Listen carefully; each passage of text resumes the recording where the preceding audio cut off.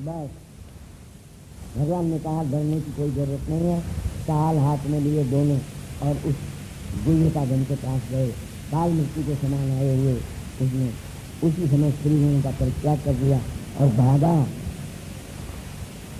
भगवान ने एक मुट्ठी समीप में जाकर के उसको मार करके उसको जिंदा को छोड़ लिया, लेकिन उसके मस्तक में जो चूड़ामणि था उस चूड़ामणि को निकाल दिया।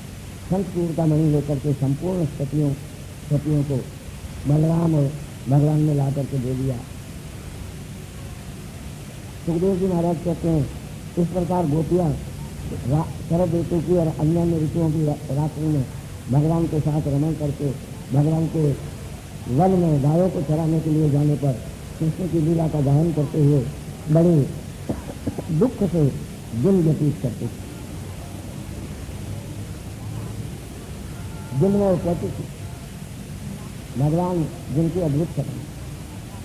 वाम बाहु के ऊपर भगवान ने वाम कपोल रख रखा, बाएं हाथ पर बाया ऐसे क्या समझे वाम बाहु कृति भगवान के अद्भुत रूप का वर्णन करते और कोमल अंगुली से उस बंसी को भगवान बजा रहा। उस बंसी के सिद्धियों में तीनों सिद्धियां और संसारी पुरुषों के लिए काम बाण के समान जिनसे अर्पित होकर के मोह को प्राप्त हो जाता है। ये कहते हैं विस्मृत लीलियां हो गई वो सारी स्त्रियां और धीरे धीरे सोचने लगी ऐसे भगवान का वियोग कैसे सहा जा सकता है। भगवान कहते हैं दूसरा आश्चर्य सुनो, ये नंद सुनो, ये स्वयं गोपियां गोपियों से कहती है ये भगवान को दुखी जनों के लिए सिद्ध करने वाले हैं जो वेणु बजा रहे हैं। वाद्य से चित्त जिनका हित हो गया है ऐसी ये गायें और ब्रज के वृक्ष में वक्त अपने चित्त को व्यर्थ ही भगवान के गान की ओर लीन करते हैं। अरे यहाँ तक आपे को भूल जाते हैं, ग्रास भी छोड़ देते हैं, कानों को ऊंचे करके मानो अपने कानों को प्याले बना करके भगवान का पवित्र यश वर्णन सुनते हैं, चित्र लिखते रह जाते हैं। जब भगवान श्री कृष्ण मयूर पुच्छ के धातु के पत्तों से मल्ल का वेश धारण करके वेणु गाते हैं बजाते हैं, उस समय वायु के कारण भग्न गति होकर के मैंने नदियां बहना बंद कर देती है। भगवान की जड़ भी भगवान के शब्द मात्र को सुनकर के चेतन बन जाता है और चेतन जड़ बन जाता है। ये भगवान के वेणुनाद का प्रभाव है। सीधा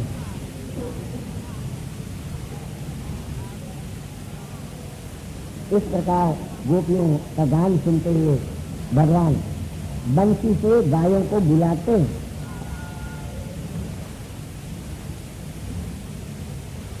भगवान के सौंदर्य माधुर्य सौरस्य सौमनस्य के अतिरिक्त संसार में सौरस्य माधुर्य कहाँ है।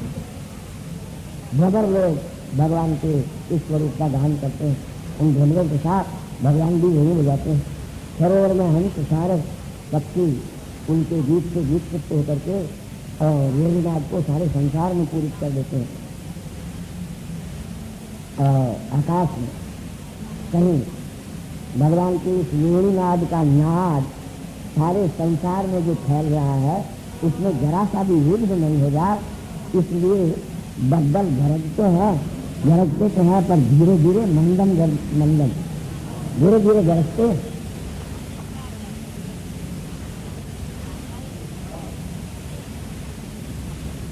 नहीं तो भगवान का अतिक्रमण हो जाएगा इस संकट। और पुष्पों की वर्षा भगवान के ऊपर हो रही है, छत्र बन करके छाया कर रहे हैं।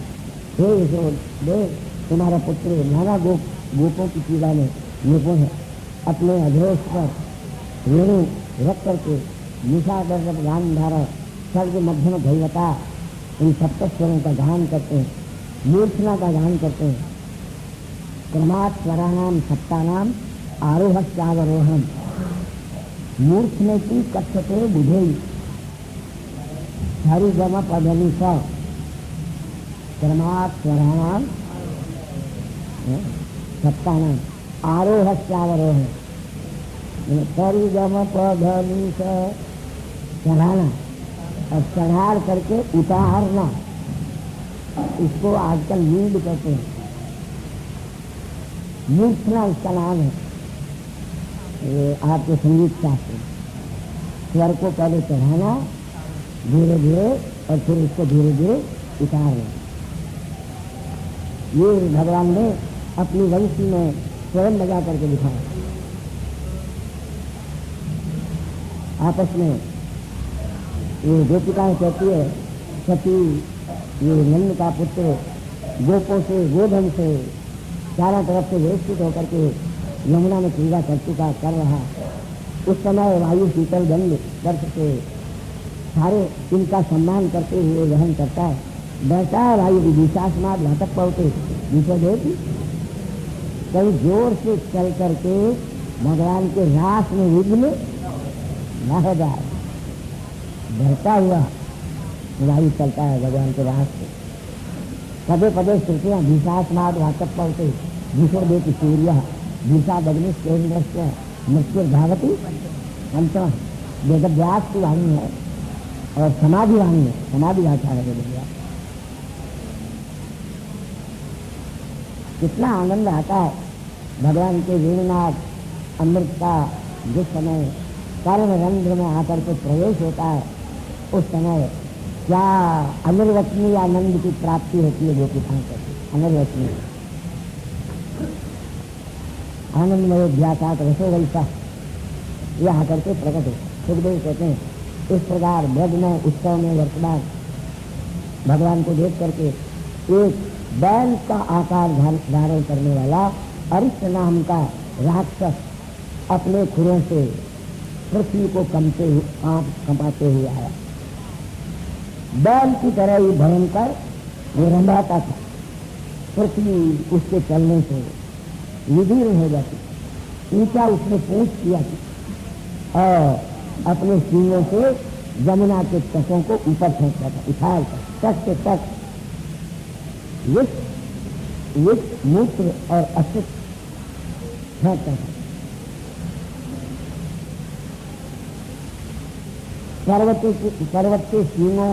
पर्वत के सींगों को अपने सींगों से उछाल करके फेंकता था।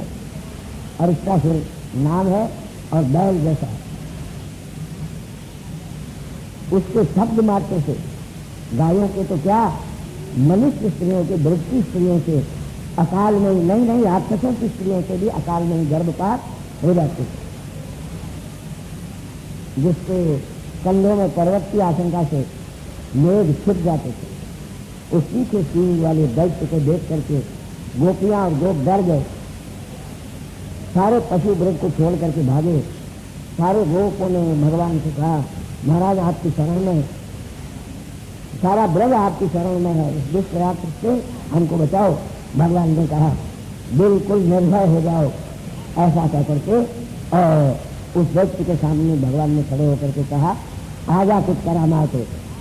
अरे मन, अरे लोग, इन बेचारे सीधे साधे ग्वालबालों के ऊपर क्यों चूट करके पड़ता है? तुम्हारे जैसे जो घमंड को चूर करने वाला मैं मौजूद हूँ, मेरे सामने आओ। ऐसा कह करके भगवान ने ताल ठोकी। ताल ठोक करके अरिष्टासुर ने कहा आ जा, अब मजा तो खाएंगे। भगवान केवल अपने मित्र के स्कंध पर बुझा करके और उस समय खड़े हो गए बड़े क्रोध करके। और वह राक्षस आया पृथ्वी को खोदता हुआ और कृष्ण के ऊपर दौड़ करके आया। आगे की तरफ छीन करके आंखें फाड़ करके कसाप से युक्त अपना मुख नेत्र बना करके टेढ़ा मुख बना करके जैसे वज्र का छोड़ा हुआ इंद्र आ रहा हो ऐसे ही राक्षस भगवान की तरफ आया। भगवान ने दोनों सींग इसके पकड़ लिए और 18 पैर उसको पीछे धकेल दिया।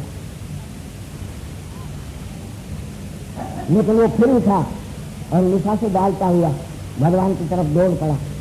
फिर भगवान ने उसके दोनों सिंह पकड़ लिए और घुमा करके पृथ्वी पर पछाड़ दिया।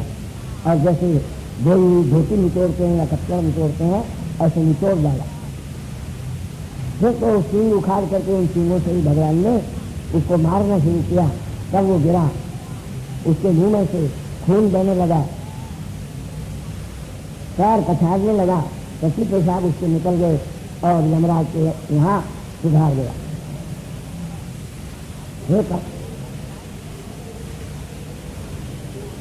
इस प्रकार भगवान ने जब उस व्यक्ति को मार दिया तो नारद जी ने आकर के देखा कि ऐसी लीला करनी चाहिए, इस पापी के पाप का घड़ा जल्दी भर जाए। इसलिए नारद जी महाराज आ गए कृष्ण के पास और कंस के पास। नारद आए और कहने देखो 8वां गर्भ तेरी मृत्यु बन के आया था। मैंने समझ लिया कि वो तो लड़की होकर आकाश में चला गया, लेकिन लड़की होकर आकाश में नहीं गया, वो ब्रज में नंद राय के घर में तेरी मृत्यु रूप साक्षात बैठा हुआ है, तो उससे बच सकता नहीं है। और उसने तेरे अच्छे अच्छे पहलवानों को ठिकाने लगा दिया है। नारद जी कह रहे हैं, नारद विद्या भिड़ा रहे हैं कंस से, जल्दी पाप का गया। बस नारद जी से ऐसा सुनते ही उसने फिर वसुदेव और देवकी को मान दिया, लोह की झांक लो। और नारद के चले जाने पर केसी को कंस ने बुलाया और केसी को बुला करके कहा तुम जा करके, केसी एक दूसरा दैत्य था इसका मित्र, उसको आज्ञा दी जाओ वसुदेव और देवकी के पुत्र रामकृष्ण जो नंद के ब्रज में है, तुम उनको मार दो, नहीं तो तुम्हें मारेंगे। नल लीला से उसको मार दो। जाओ और वहां जाकर के निमंत्रण दे करके आओ कि इस चतुर्दशी को धनुर्याग होगा, वहां पशुमांस से रुद्र को बलि दी जाएगी। कंस ने फिर अक्रूर को बुला करके हाथ में हाथ पकड़ करके अक्रूर से कहा तुम मेरे परम मित्र, मेरा एक काम करो, कृष्ण को किसी तरह से, वो मेरे आदमियों का सफाया कर रहा, मैं उसको मारना चाहता हूँ। मेरा तुम्हारे सिवाय संसार में कोई दूसरा हित करने वाला नहीं है, इसलिए एक छोटा सा काम तुमको बताते हैं। तुम जाओ, जैसे विष्णु भगवान देवताओं के हित करने वाले हैं वैसे तुम मेरे हित करने वाले हो। अक्रूर से कहता है कंस, अक्रूर भगवान का भक्त था, नंद के ब्रज में जाओ और दोनों नंद के पुत्रों को ले आओ रथ में बिठा करके। वो मेरी मौत है इसलिए मैं उनको जेल के इन प्रकार मारूंगा। और नंदा जी से कह देना खूब भेंट पूजा हमारे लिए लेकर के आए, नहीं तो दुर्गति करूंगा। कृष्ण कहता है यहाँ तुम उसको ले आओगे तो मैं कुवलिया पीड़ हाथी से उसको मरा दूंगा। उससे अगर जान छुड़ा दे लेगा तो मल्लों से किस्ती लड़ा करके और मरा दूंगा। उसके मर जाने पर उसके बंधु वासुदेव इत्यादि को और राज्य के चाहने वाले मेरे सगे बाप और उसके बंधु देवक को और मेरे साथ जितने द्वेष करने वाले हैं उन सबको मौत के घाट उतार दूंगा। फिर मजे से इस अखंड भूमंडल का स्वामी बनकर के इसके विशेष सुखों को भोगूंगा।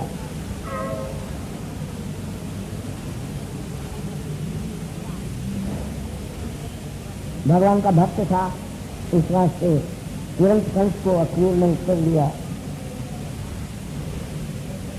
बहुत अच्छा विचार किया भैया, सुन ले, लेकिन तुम्हारे इस विचार का फल तुम्हारी मौत भी हो सकती है। अर्थात मुझे बाद में मैं तुम्हारे कहने से कृष्ण को यहाँ बुला करके ले आऊंगा, लेकिन उससे तुम्हारी मौत हो जाएगी तो तुम मुझको दोष मत देना।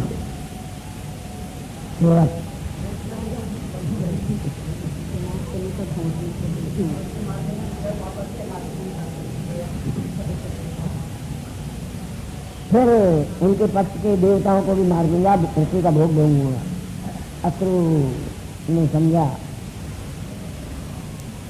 चलो क्या बात, ये नहीं मानता, सिद्धि और असिद्धि में समान होकर के कर्म करना ही मनुष्य का धर्म है। इसलिए ये स्वामी है, इसकी आज्ञा है और भगवान को बुलाने की आज्ञा है। कम से कम भगवान के चरणारविंदों के दर्शन ही करूंगा तो जन्म जन्मांतर के मेरे पाप नष्ट होगा। आज्ञा मान ली।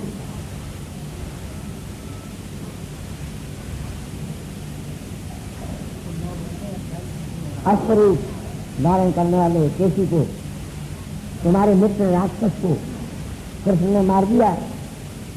उसने मारने की बड़ी चेष्टा की और गोकुल में अपने शब्द से त्रस्त कर देने वाले, मृगों को ढूंढने वाले दैत्य को कृष्ण ने मार दिया।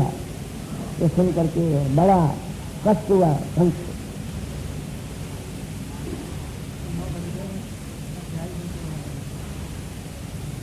भगवान ने, स्वामी जी महाराज कहते हैं अध्याय समाप्त हो गया। इसलिए देखो भाई, विस्तार भी जानते हैं। ऐसे महाभयंकर दैत्य से भगवान ने दुखी अपने ब्रज को, ग्वाल बालों को, गोपों को देखा। भगवान ने सोचा चलो इसका कल्याण भी करना और इन ग्वाल बालों को भी इस दुख से छुड़ाना। भगवान ने अपना हाथ इसके मुंह में दे दिया और हाथ को बढ़ाना, इतना बढ़ाया कि इसका श्वास बंद, फिर उठा करके और पकड़ करके पछाड़ दी। अच्युतं केशवं राम नारायणं कृष्ण दामोदरं वासुदेवं हरं श्रीधरं गोपिकावल्लभं जानकीनाथं रामचन्द्रं भजे। अच्युतं केशवं राम नारायणं कृष्ण दामोदरं वासुदेवं हरं श्रीधरं गोपिकावल्लभं जानकीनाथं रामचन्द्रं भजे। अच्युतं केशवं राम नारायणं कृष्ण दामोदरं वासुदेवं हरि श्रीधरं गोपिकावल्लभं जानकीनाथं रामचन्द्रं भजे। वचन करने वाला आपको कोई तरह जैसा नहीं रहा। इस विषय में उनके चरणारविंदों की नहीं, जनदासियों की धूली की भी कोई समानता नहीं कर सकता। हर हर धर्म की अधर्म का प्राणियों में विश्व का गो हत्या गौ माता की हर हर।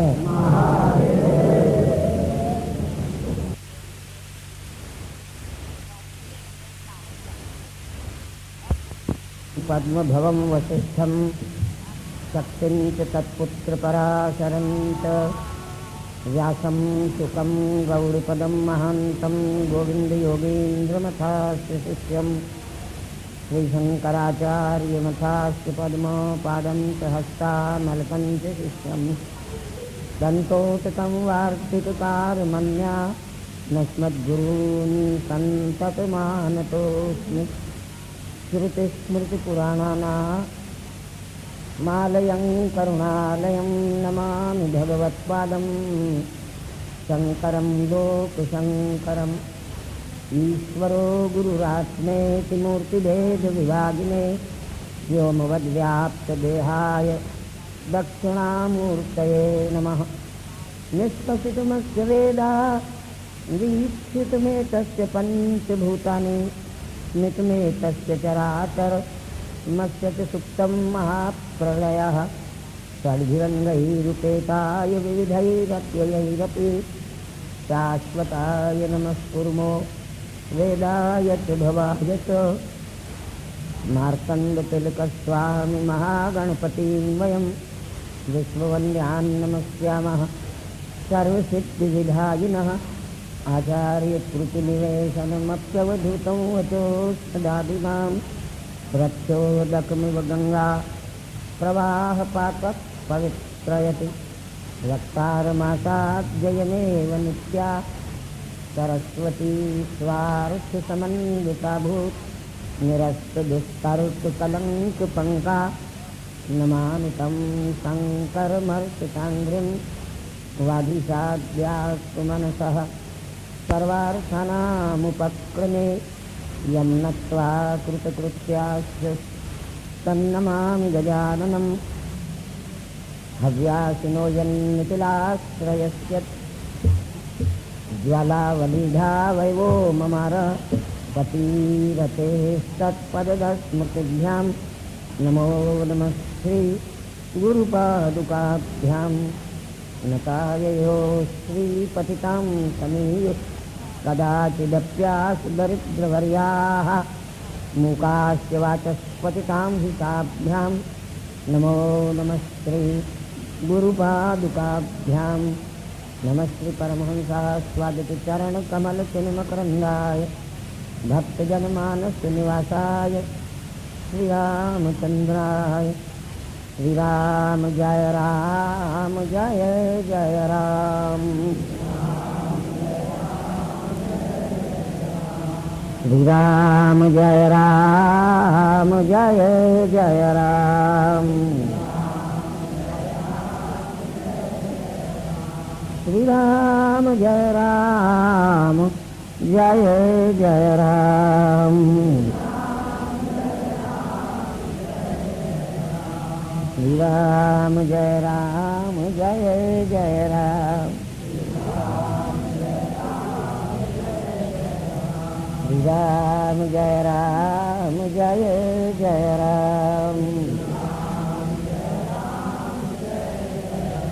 36 में चलेगा 36 से राम जय जय राम श्री राम जय जय राम धर्म की अधर्म का प्राणियों में विश्व का गो हत्या गौ माता की धर्म सम्राट स्वामी श्री करपात्री जी महाराज की हर हर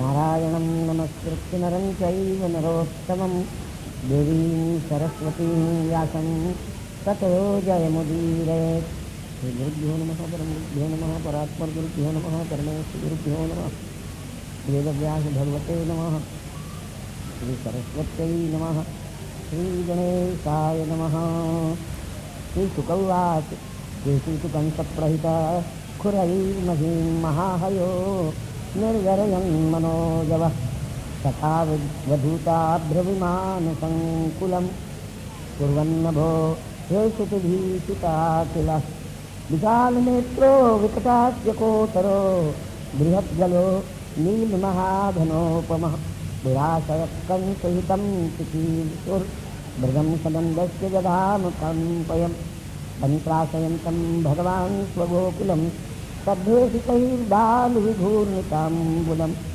आत्मानमाजौ मृदयन्तमग्रणी रूपाभयत्सत्यनदन् मृगेन्द्रवत् शतं निशम्यादिमुखो मुखेन खम् इदन्निवाभ्यद्रवत् कवीचमर्षणः जघानपद्व्यामरविन्दलोचनं दुरासदश्चण्डजवो दुरत्ययः तद्वन्तयित्वा तमजोक्षजो पुरुषा प्रगृह्य दोर्भ्यां परिविद्य पादयोः सावग्यमुत्सृज्य शतान्तरे यथोरगमितार्थसितोऽप्यवस्थितः सलब्धसंज्ञपुनरुत्थितो रुषा ज्ञादायते शीतर्षापतद्धरिं कोऽप्यस्य वक्त्रे भुजमुत्तरं स्वयं प्रवेशयामास यथोरगं मिले दन्तानुकेतुर्भगवत्भुजस्पृशस्तेषु नस्तप्त मयस्पृशो यथा बाहुस्तद्देहगतो महात्मनो दशामयस्वं ववृधे उपेक्षितः। सुखदेव जी महाराज कहते हैं वह केसी नाम का दैत्य कंस का भेजा हुआ अश्व का रूप घोड़े का रूप धारण करके आया था। अपने खुरों से पृथ्वी का विदारण करता हुआ मन के समान जिसकी गति है, जिसकी गर्दन की सतहों पर से इधर उधर बिखेरने के कारण बदल भी इधर उधर आकाश में हो जा रहे हैं। इस प्रकार समस्त संसार को जराता हुआ विशाल नेत्र वाला बड़े भारी बदल के समान जिसकी उपमा दी जा सकती है, कंस का हित करने के लिए नंद के ब्रज में आया। अपने शब्दों से सारे गोकुल को त्रस्त करता हुआ युद्ध में खोजते हुए उस दैत्य को भगवान ने देखा। भगवान भी बाहर निकले और निकल करके उसको सत्कार करके और युद्ध के लिए उसका आह्वान किया। उसने अपने दोनों पैरों से भगवान के ऊपर विलट्टी प्रहार की। कृष्ण को देखते ही उसने स्वयं भी भगवान का सामना किया, फिर पीछे के पैरों से विलट्टी झाड़ता हुआ भगवान के ऊपर प्रहार किया। भगवान ने यही उसके दोनों पैर पकड़ लिए और घुमा करके तो धनुष दूर फेंक दिया उठा करके, जैसे गरुड़ सर्प को फेंक देता है। फिर सावधान होकर के वह बेचारा अपने मुख को खोल करके भगवान की ओर दौड़ करके आया। भगवान ने तुरंत अपना दाहिना हाथ उसके मुख में डाल दिया, जैसे सर्प बिल के अंदर घुस जाता है। भगवान के हस्त के स्पर्श से उसके सारे के सारे दांत टूट करके गिर गए। फिर तो भगवान का यह हाथ उस दुष्ट राक्षस के मुख में इस प्रकार बढ़ने लगा जिस प्रकार उपेक्षित जलोदर नाम का रोग बढ़ जाता है। इतना अधिक भगवान का हाथ वृद्धि को प्राप्त हुआ कि उसके श्वास बंद हो गए, पैरों को छटपटाता हुआ, नेत्रों आंखें उसकी दबदबा आई और लेंड निकलने लगे। प्राण से रहित होकर के पृथ्वी पर गिर पड़ा। ककड़ी के फल के समान उसके शरीर में से भगवान ने अपना हाथ जब निकाल लिया तो आकाश में से देवताओं ने पुष्पों की वर्षा की और नाना प्रकार की स्तुतियों से स्तुति करने लगे। नारद जी महाराज हरिगुण गाते वीणा बजाते चले आए और भगवान कृष्ण से कहने लगे, भगवान आप योग के भी ईश्वर हैं और योगेश्वरों के भी ईश्वर हैं, जगत के भी ईश्वर हैं, सब भूतों के साक्षी हैं। आपने सर्वप्रथम सृष्टि के प्रारंभ में अपनी माया से सत्व रजस तमो गुण को उत्पन्न किया है। इस संसार को आप उन गुणों से ही उत्पन्न करते हैं, रक्षा करते हैं और इसका नाश करते हैं। हाँ, दैत्यों में जो बड़े भयंकर दैत्य हैं उनके नाश करने के लिए, राक्षसों के नाश करने के लिए और धर्म की रक्षा के लिए अवतार धारण करते हैं। आपने तो अनायासे लीला मात्र से इस दैत्य को मार दिया। ये बड़े सौभाग्य की बात है। ये इतना भयंकर दैत्य था कि इसके शब्द से ही देवता लोग डर करके और स्वर्ग का परित्याग कर दिया करते थे। बहरहाल चाणूर इसी प्रकार आप चाणूर और मुश्किल और दूसरे जितने मल्ल हैं उनका भी सफाया कर देंगे। उस गोलिया पीर नाम के हाथी को भी मारेंगे और परसों आपके द्वारा मारे गए दुर्दान दानव के रूप में आए हुए राजा कंस को भी हम देखेंगे। फिर शंखासुर का वध करेंगे और काल यवन का वध करेंगे। स्वर्ग में से अपनी प्रिया सत्यभामा को प्रसन्न करने के लिए पारिजात का हरण करके लाएंगे। उस समय इंद्र का आपके द्वारा पराजय होगा, वीर कन्याओं का आपके साथ विवाह होगा और आप द्वारका बसा करके द्वारका को बसाते समय राजा मृग का मोक्ष करेंगे। जाम्बवती के साथ समंतक मणि का ग्रहण करने के लिए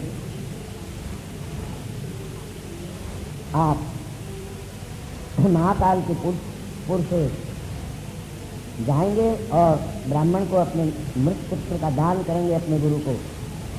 पौंड्रक नाम के राजा का वध करेंगे, वाराणसी का दहन करेंगे, दंतवक्र नाम के राजा को मारेंगे और राजपुरी में शिशुपाल का भी समापन कर देंगे। और जितने आप अपने पराक्रम द्वारका में रहते हुए करेंगे उन सबको मैं आपकी कृपा से देखूंगा। काल रूप अर्जुन के सारथी बन करके आप 18 अक्षौहिणी को समाप्त कराएंगे। इस प्रकार भगवान के सामने विज्ञापन करके और भगवान को नमस्कार करते हुए कहते हैं, आप त्रिलोकी में एकमात्र ज्ञान की मूर्ति हैं, अपने तेज से आप माया गुणों को निवृत्त करने वाले हैं। ऐसे भगवान के आपसे मैं शरण में जाता हूँ। भगवान, आपने तो मनुष्य देह लीला के लिए, क्रीड़ा के लिए स्वीकार किया है। यादवों, वृष्णियों और सात्वों में आप श्रेष्ठ हैं। आपके चरणारविंद को नमस्कार है। सुखदेव कहते हैं, इस प्रकार नारद को प्रणाम करके नारद ने भगवान को प्रणाम किया और प्रणाम करके उनकी अनुमति लेकर के और वे हरिगुण गाते, वीणा बजाते हुए चले गए। भगवान कृष्ण भी किसी को मार करके गोपालों के साथ पशुओं का पालन करने लगे। एक दिन वे वो पर्वत के शिखरों में पशुओं को चराते हुए चौरादी के भय से आपस में आँख मिचोने की खेल करने लगे। कुछ चौर बन गए, कुछ रक्षा करने वाले बन गए और कुछ मेष की तरह निर्भर इधर उधर घूमने लगे। उस समय मय दानव का पुत्र एक व्योमासुर नाम का राक्षस था। वह गोपाल का वेश धारण करके चोरों की तरह मेष बन करके, मीढ़ा बन करके, घेटा बन करके और गोपों को अपने ऊपर दिखा करके ले जाया करता था। और शनई धीरे धीरे एक एक ग्वाल बाल को अपने ऊपर बिठा करके, दो तीन को बिठा करके ले जाता था और जा करके एक पर्वत की गुफा में बंद कर देता था। पर्वत की गुफा को शिला से ढक देता था। 4-5 बाकी बच गए थे। भगवान ने उसकी करतूत को जान लिया और सिंह जैसे भेड़िए को पकड़ता है ऐसे ही उसको पकड़ लिया। उसने तुरंत पशु का रूप त्याग दिया और पर्वत के समान अपना राक्षस रूप धारण किया। भगवान से छूटना चाहा लेकिन छूट नहीं सका। दोनों हाथों से भगवान ने उसको पकड़ करके पृथ्वी पर पछाड़ा। देवताओं के देखते ही देखते उसको प्राण से रहित करके और पशुमार मारा। फिर तो भगवान कृष्ण ने उस गुफा का जो शिला से ढकी हुई थी, शिला को हट करके द्वार खोला, गोपों को निकाला उसमें से। गोपों ने भगवान की स्तुति की। उनसे स्तुति प्राप्त करते हुए भगवान ब्रज में प्रवेश करते गए। सुखदेव जी महाराज कहते हैं, अक्रूर भी मथुरा में उस रात्रि को रह करके प्रातःकाल ही रथ में बैठ करके कंस की आज्ञा से गोकुल में गए। रास्ते में जाते हुए भगवान के चरणारविंदों में परम भक्ति को प्राप्त करके सोचने लगा, मैंने जन्म जन्मांतर युगांतर कल्पांतर में अवश्य ही उत्कृष्ट तपस्या अथवा पुण्यों का संपादन किया होगा, जिससे आज भगवान के परम पावन मुखारविंद के दर्शन करूंगा। मैं तो विषयों में सदैव लिप्त रहने वाला मेरे जैसे व्यक्ति के लिए भगवान श्री कृष्णचंद्र परमानंद कंद का दर्शन अत्यंत दुर्लभ है। आज मेरे न जाने कौन से पुण्यों से मुझे भगवान के दर्शन होंगे। हमको तो संसार के विषय काल नदी में पड़े हुए व्यक्ति को जैसे नदी का प्रवाह इधर उधर फेंकता फिरता है, ऐसे ही हमारी दशा है। आज मेरे सब पाप नष्ट हो गए, मेरा जन्म सफल हो गया, ऐसा कह करके भगवान को नमस्कार करूंगा ये मन में विचार किया। कंस ने मेरे ऊपर बड़ी कृपा की है। इस कंस की कृपा से आज मैं भगवान के चरणारविंदों का दर्शन करूंगा। ब्रह्मा, शिव, लक्ष्मी आदि भी जिन भगवान के चरणारविंदों का पूजन करते हैं, जो गोपालों के साथ गौओं का और बछड़ों का चारण करते हुए वन में विचरण करते हैं, सुंदर कपोल और नासिका से युक्त, कटाक्ष सहित ईसक घाट से युक्त भगवान के मुखारविंद को देखूंगा। आज मुझे शुभ शकुन हो रहे हैं। उत्तम जाति के मृग मेरे दाहिने हो रहे हैं, निकृष्ट जाति के भाई हो रहे हैं। भूभार से हरण करने के लिए भगवान मनुष्य शरीर प्राप्त करके और यहाँ आए हैं। उन भगवान का मैं दर्शन करूँगा, मेरे नेत्र अवश्य ही सफल हो जाएंगे। भगवान तो कार्य कारण स्वरूप समस्त संसार के दृष्टा हैं, तो भी दृष्टा होने पर भी अहंकार से रहित है। ऐसा ही भगवान साक्षात परब्रह्म परमात्मा होते हुए भी गोपियों के घरों में नाना प्रकार की लीला करते हुए लोगों को ऐसा मालूम पड़ता है कि यह संसार में असत्य है। उसके गुण जन्म और कर्म से युक्त जो वाणी है वो सारे जगत को जीवित करने वाली और पवित्र करने वाली है। बाकी भगवान के गुणों से विरहित जो वाणी है वो तो मुर्गे की सी वाणी है, वो किसी प्रकार की शोभा को प्राप्त होने वाली नहीं है। सर्वमंगल स्वरूप भगवान ब्रज में विराजमान है, जिनके यश का देवता लोग भी ध्यान करते हैं। वह सज्जनों की गति जो ईश्वर है, उस आज मुझे अवश्य दर्शन देंगे। प्रभात का समय है, शुभ शकुन मुझे हो रहे हैं। मैं तो दर्शन करने के बाद रथ से उतर करके योगी लोग भी अपनी बुद्धि में जिसका धारण करते हैं, उन भगवान राम और कृष्ण के, बलराम और कृष्ण के चरणों का अपने मस्तक पर धारण करूंगा और नमस्कार करूंगा। फिर उन गोपों और गोपियों को भी नमस्कार करूंगा, जिनके पूर्ण प्रकार से सदैव दर्शन भगवान को प्राप्त होते हैं। भगवान जब मैं उनके चरणार विंदों में गिरूंगा तो अपना हस्तार विंद मेरे ऊपर धारण करेंगे। जिस भगवान का पूजन करके और इंद्र त्रिलोकी का स्वामी बन गया, मैं कंस का दूत हूँ, तो भी भगवान शत्रु मित्र में समदृष्टि है, उनके न कोई शत्रु है और न कोई मित्र है, इसलिए मुझ में शत्रु बुद्धि नहीं करेंगे, क्योंकि वे सर्वज्ञ हैं, सब कुछ जानते हैं। मेरे हृदय में जो उनके चरणारविंदों की प्रतिभक्ति है उसको भी जानती है। क्या भगवान अपने चरणारविंद में पड़े हुए हाथ जोड़ते हुए मेरे ऊपर कृपा दृष्टि डालेंगे? यदि डालेंगे तो मैं बड़ा प्रसन्न होऊंगा। भगवान जिस समय दोनों हाथों से मेरा आलिंगन करेंगे, मेरा सारा शरीर पवित्र हो जाएगा। और जब मैं हाथ जोड़ करके उनके सामने नतमस्तक होकर के खड़ा होऊंगा तो मुझे कहेंगे, हे अक्रूर, हे तात, तब मैं मानूंगा कि मेरा जन्म सफल हो गया। जिसका भगवान ने आदर नहीं किया उस मनुष्य का जन्म धिक्कार के योग्य है। ऐसे समस्त स्वरूप भगवान के वास्तव में कोई प्रिय नहीं है, कोई अत्यंत सुरत नहीं है, कोई अप्रिय भी नहीं है, कोई ज्येष्ठ भी नहीं है, कोई उपेक्ष भी नहीं है, तो भी कल्प वृक्ष के समान अपने भक्तों को बचते हैं भगवान। क्या भगवान बलराम भी उनके सामने नम्र भाव से खड़े हुए मेरा आलिंगन करके मुझे अंजलि ने धारण करके और घर में प्रवेश करके और अपने बंधुओं के लिए कंसभूत साक्षात मुझे पूछेंगे। सुखदेव कहते हैं, इस प्रकार हे राजन परीक्षित, अक्रूर मार्ग में भगवान का चिंतन करते हुए सायंकाल अपने रथ से गोकुल में पहुंच गए। भगवान के चरणारविंदों से चिन्हित, जिनमें कमल, यव, अंकुश इत्यादि अंकित है, गोकुल को देखा। उनके दर्शन मात्र से मन में संभ्रम उत्पन्न हुआ, सारे शरीर में रोमांच हो गए, आंखों में से प्रेम के अश्रुओं की धारा गंगा यमुना की धारा के समान बहने लगी। रथ से उतर करके और ये भगवान के चरणारविंदों की जो चिन्ह हैं, ये तो बड़े बड़े योगियों को भी दुर्लभ है, ऐसा समझ करके भगवान के चरणारविंदों से चिन्हित उस ब्रज की रज में वह लौटपोट होने लगा और समझने लगा कि मनुष्य धारण करने का ये सबसे बड़ा पुरुषार्थ है।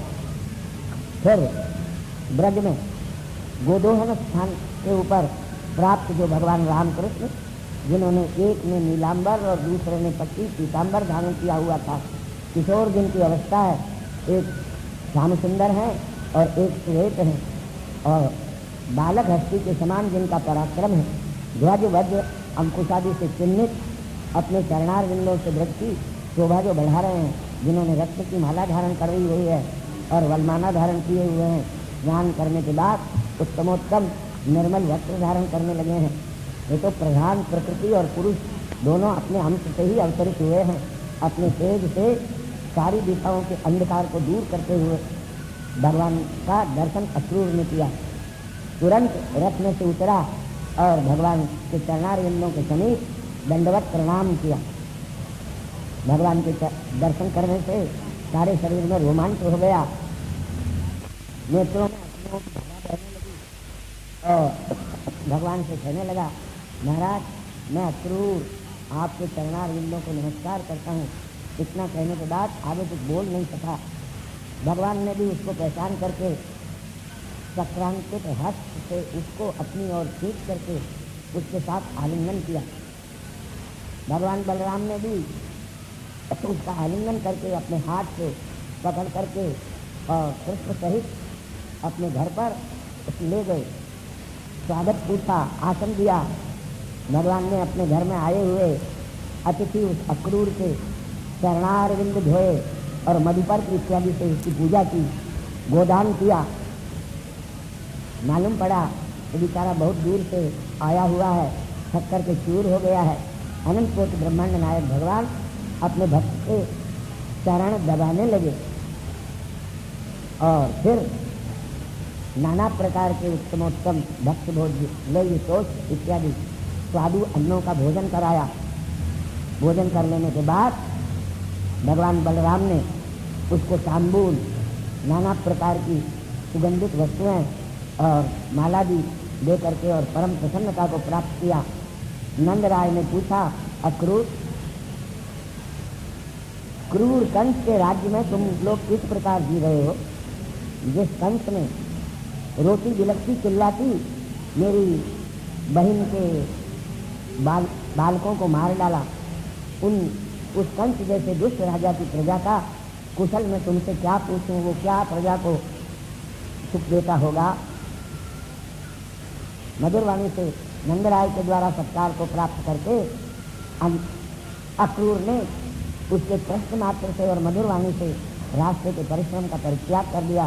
सुखदेव कहते हैं, हे राजन, रामकृष्ण के द्वारा परम सम्मान को प्राप्त करके और एक उत्तमोत्तम पलंग के ऊपर जब अक्रूर बैठाया गया तो उसने सोचा, मैंने आज संपूर्ण मनोरथ प्राप्त कर लिए। भगवान जब प्रसन्न हो जाते हैं तो किसको क्या दुर्लभ हो सकता है। तब भी भगवान के परम भक्त कुछ चाहते नहीं है। सायंकाल भगवान के साथ भोजन करके और भगवान ने उससे पूछा, बोलो भैया, कृष्ण क्या करना चाहते हैं? हम आपका स्वागत करते हैं। अपने जाति के बंधु बांधव इष्ट मित्र सब निरोग तो है या नहीं?